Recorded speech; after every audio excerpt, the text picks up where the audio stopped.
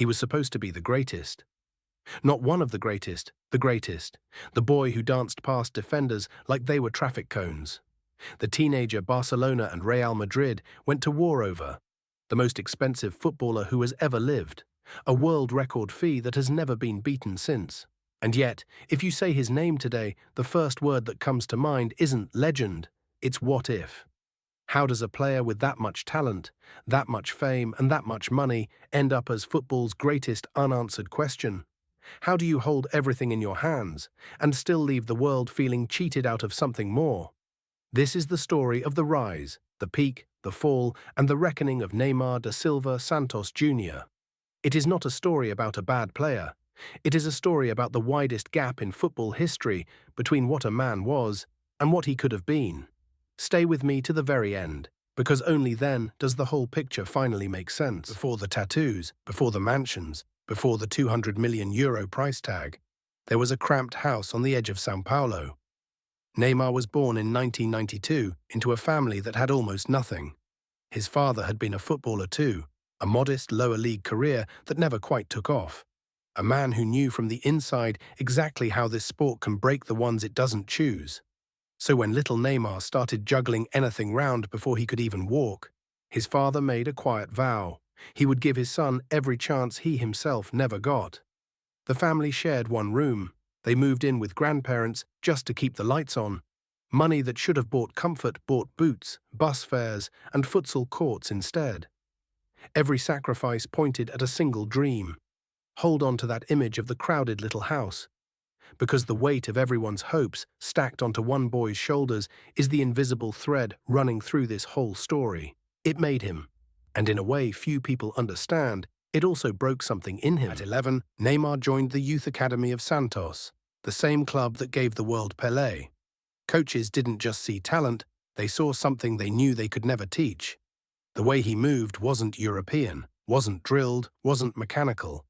It was street football and futsal turned into pure improvisation.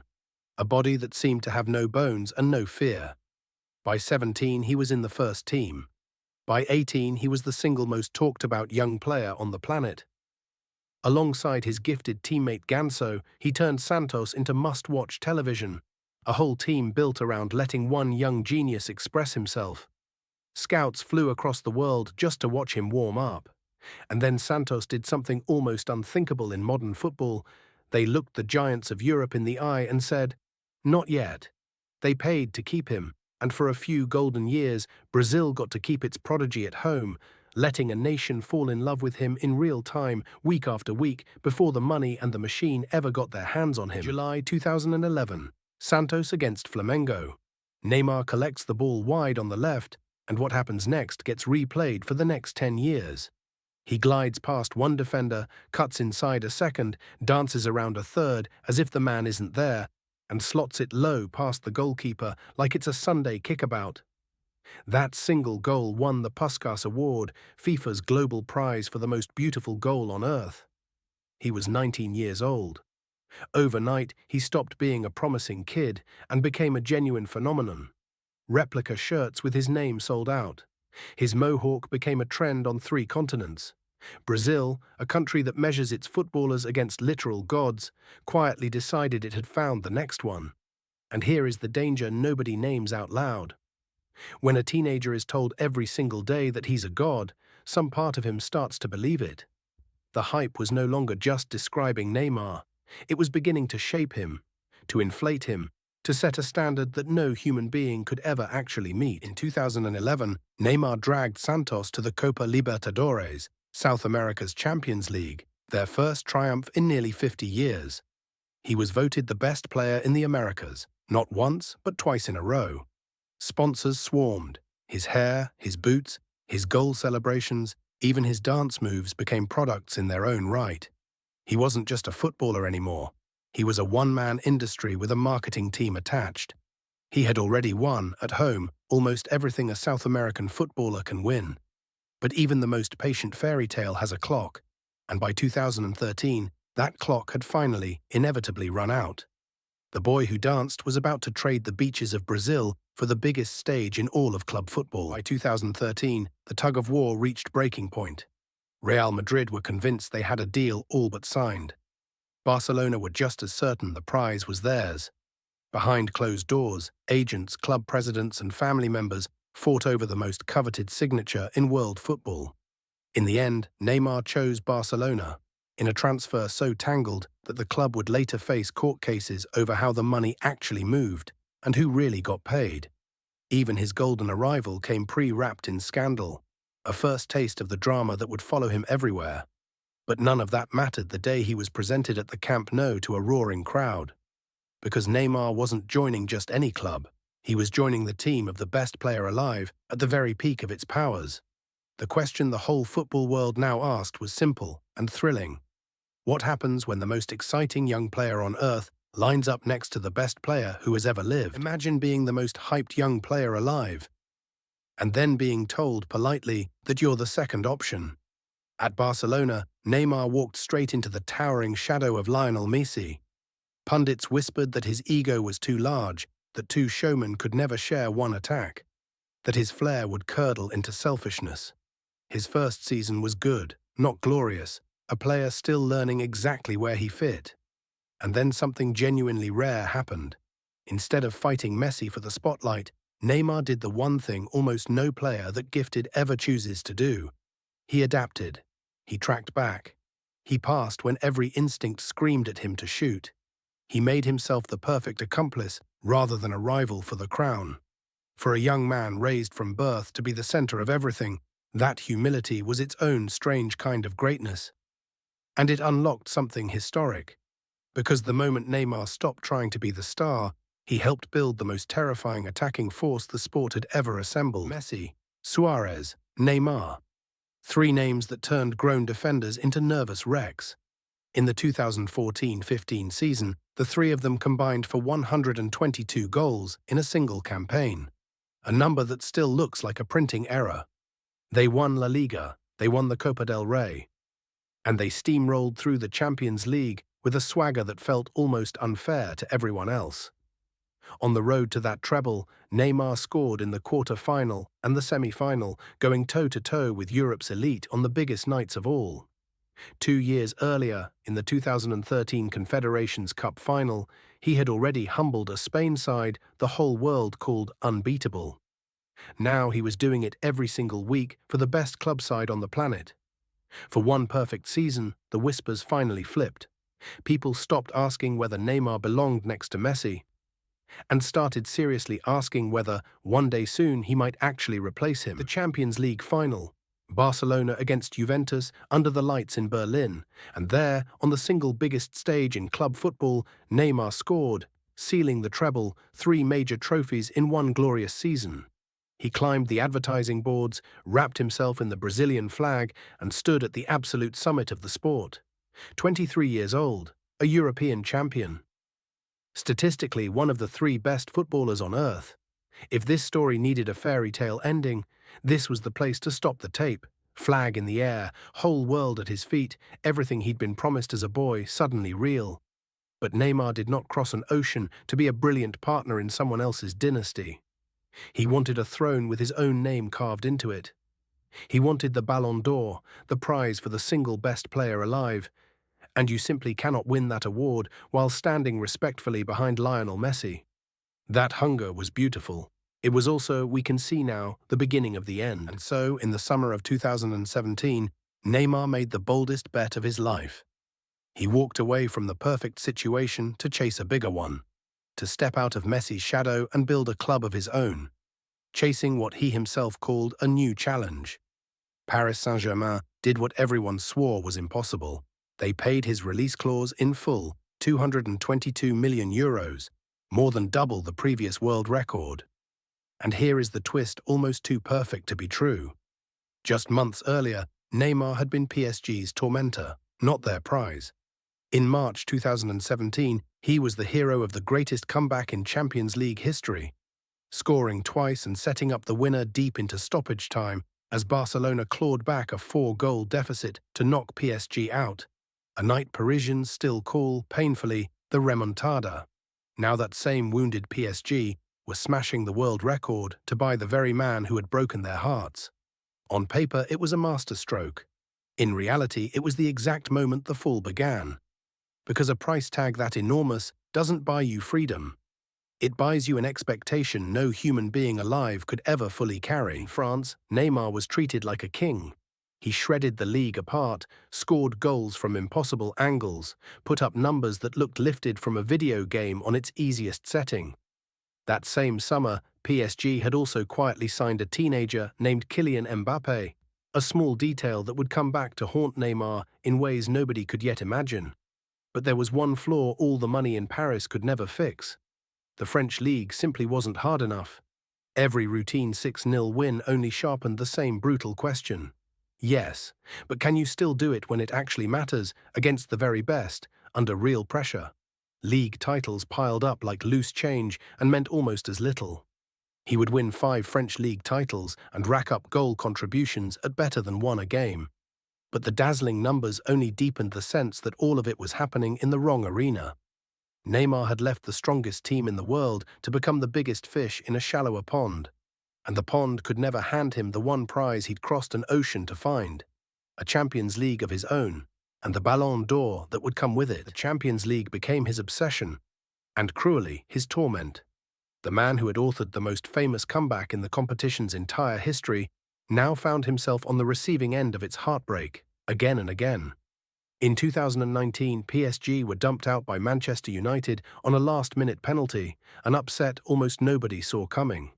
In 2022, Real Madrid rose from the dead in the span of 17 mad minutes to eliminate them yet again. Season after season, Paris entered among the favourites and left in tears, and the pattern started to feel less like bad luck and more like a verdict. You wanted your own throne, the football gods seemed to whisper. Now watch it slip through your fingers, year after year after year. The very trophy he had sacrificed the perfect team to chase was the one that kept slamming its door in his face. And soon his own body would join the conspiracy against him. Then came the injuries, and not the small, shrug-them-off kind. A fractured bone in his foot, the 5th metatarsal that returned again and again like a recurring nightmare. Where once he seemed made of elastic and lightning, now he seemed made of glass.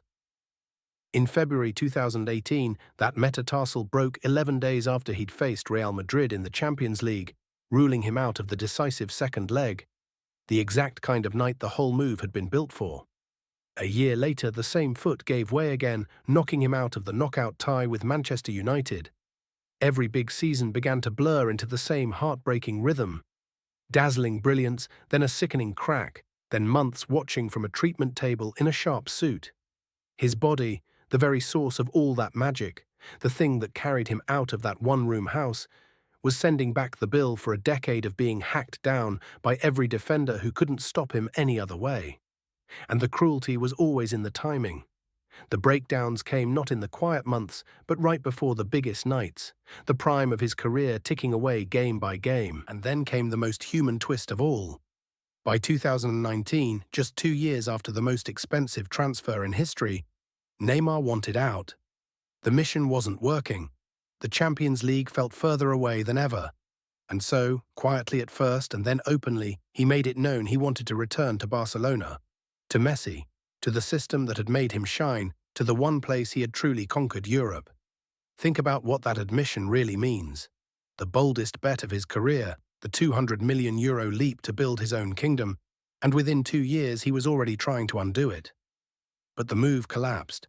The clubs couldn't agree, and PSG refused to simply let their prize asset walk away. He was stuck. His own supporters, who had once adored him, now whistled and jeered his name inside their own stadium. The most expensive player alive had gambled everything to become a king, and ended up a prisoner of his own decision, wanted by no one who could actually afford to rescue him. And running underneath all of it was something even harder to fix than results: his reputation. It cracked in front of the whole world at the 2018 World Cup. Fouled repeatedly, often brutally, Neymar reacted by rolling and rolling and rolling across the grass in theatrical agony. The clips went viral within hours. Overnight, one of the most gifted players alive was reduced to a global punchline, imitated by children, comedians, and rival fans on every continent on Earth. And something shifted permanently. The story was no longer generational genius. It became drama queen. For a player whose entire identity was built on joy, flair, and fearlessness, being laughed at cut far deeper than any tackle ever could. Flair invites love, ridicule invites contempt. His image cracked that summer, and a cracked image, once it sets in the public mind, is almost impossible to repair. From then on, every stumble was framed as a dive, every setback as just another episode of a never-ending soap opera. Off the pitch, the story only grew messier, and this time with names and dates attached. In 2019, Spanish authorities investigated his tax affairs over his contracts and his move to PSG, dragging his finances through the courts. That same year, headlines filled with his lavish birthday party in Paris, reportedly hundreds of guests in the middle of the season, and stories of him flying back to Brazil for Carnival. Fair or not, a picture hardened. A man more famous for how he lived than for how he played. And the comparison that once flattered him now haunted him. While Messi and Ronaldo were famous for obsessing over sleep, diet, and every marginal detail, the world began to ask a darker question about Neymar. Not is he good enough? Everyone knew he was. The question was, did he simply want it less? And yet, for one strange silent season played in empty pandemic stadiums, it very nearly all came good. In 2020, PSG finally reached the Champions League final. The exact summit Neymar had upended his entire career to reach. 90 minutes from glory. 90 minutes from silencing every doubter and every meme on earth in a single night. But they lost. One goal, scored by Bayern Munich, and the dream was gone as fast as it had arrived. Neymar sank to the turf in tears, and if you froze the image, you could read the fear written across his face. The terror that this had been his one true shot, and it had already slipped past him. He was 28, still world-class on his day. But the narrow window every great player is handed to become immortal was beginning, quietly, to close. And the prize that mattered most to a Brazilian was about to break his heart all over again. Then, in 2021, football handed Neymar a second chance, so poetic it seemed scripted. Lionel Messi, his old friend, his old partner in crime, left Barcelona and signed for PSG. The band was back together. Add the young superstar Mbappé, and Paris now boasted, on paper, arguably the most talented attacking trio ever assembled. Messi, Neymar, and Mbappé. Surely now the Champions League was destiny, but football is not played on paper. The three stars never truly aligned. The team flattered and disappointed, and another European campaign ended in the same familiar heartbreak. Worse, the spotlight in Paris had shifted for good. Mbappé, younger and hungrier, was now the undisputed king of the club, and Neymar, once the most expensive footballer on earth, was increasingly a guest star in a story that had moved on without him. The reunion that should have delivered everything delivered nothing but a sharper, lonelier sense of exactly what he had lost. For a Brazilian, nothing on earth matters more than the World Cup. And to feel the full weight of this, we have to rewind all the way back to the peak years, because the deepest wound of all was struck long before the fall ever began. In 2014, on home soil, at the very height of his powers, with the hopes of 200 million people strapped to his back, a defender's knee slammed into his spine and ended his tournament in screaming agony. Days later, without their talisman, Brazil were torn apart 7-1 by Germany in the semi-final. The most humiliating night in the history of the most successful footballing nation on earth. A wound the whole country partly laid at the feet of his absence. And in 2022, in what was likely his final real shot, he scored a beautiful, defiant goal in the quarter-final, drawing him level with Pelé himself. Then he could only watch his team fall on penalties, the ball never even reaching his feet before it was suddenly brutally over. 3 World Cups as the great hope of Brazil. 0 finals. The one stage built for a Brazilian king rejected him, again and again. This is the wound that never truly closed. By 2023, the unthinkable finally happened. Neymar, still one of the most recognizable athletes on the entire planet, walked away from European football altogether. He signed for Al Hilal in Saudi Arabia, in one of the richest deals the sport had ever seen. Officially, it was described as an exciting new chapter. In truth, everyone watching understood exactly what it meant.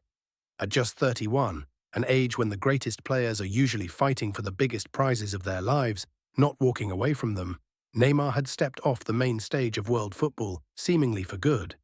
The prodigy who was meant to rule Europe for 15 glittering years had instead slipped quietly out the side door with a fortune in the bank and a highlight reel of what might have been. Many assumed the desert would be a gentle golden semi-retirement, a soft place to land.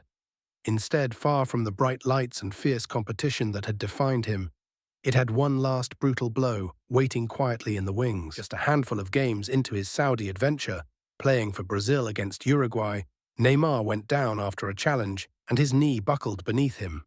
A torn cruciate ligament and a damaged meniscus, the most feared words in the entire sport. It needed surgery and it would keep him out for the best part of a year. And suddenly, the story wasn't about trophies or transfers or memes at all.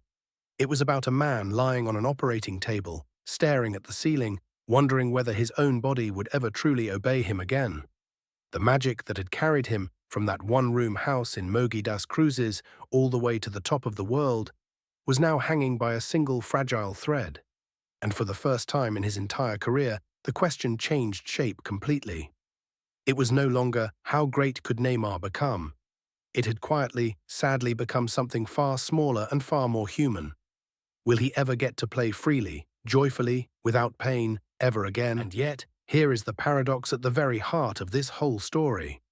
Even unfulfilled, even mocked, even broken down, look closely at what this man actually did. He became the all-time leading goalscorer for the Brazilian national team, overtaking Pelé himself, passing the legendary total that so many swore would stand forever. Think about that for a moment.